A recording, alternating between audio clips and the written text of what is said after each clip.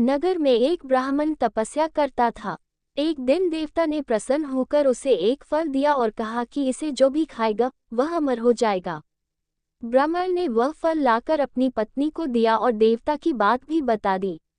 ब्राह्मणी बोली, हम अमर होकर क्या करेंगे? हमेशा भीख मांगते रहेंगे, इससे तो मरना ही अच्छा है। तुम इस फल को ले जाकर राजा को दे आओ और बदले में कुछ धन ले आओ।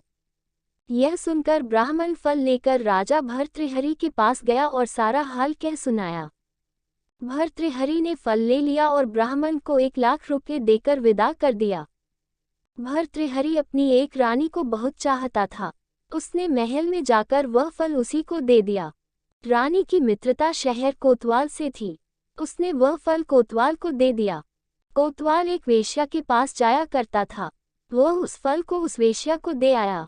वेश्या ने सोचा कि यह फल तो राजा को खाना चाहिए। वह उसे लेकर राजा भर्तृहरि के पास गई और उसे दे दिया।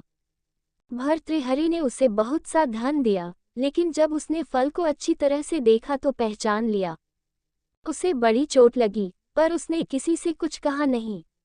उसने महल में जाकर रानी से पूछा कि तुमने उस फल का क्या किया?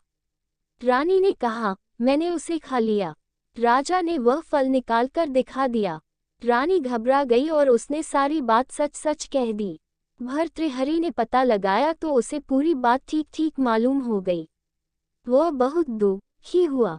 उसने सोचा, यह दुनिया माया जाल है, इसमें अपना कोई नहीं। वह फल लेकर बाहर आया और उसे धुलवाकर स्वयं खा लिया।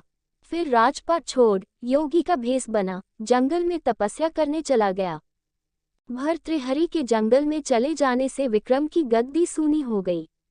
जब राजा इंद्र को यह समाचार मिला तो उन्होंने एक देव को धारा नगरी की रखवाली के लिए भेज दिया। वह रात दिन वहीं रहने लगा। भर्तृहरि के राजपाट छोड़कर वन में चले जाने की बात विक्रम को मालूम हुई तो वह लौटकर अपने देश में आया। आधी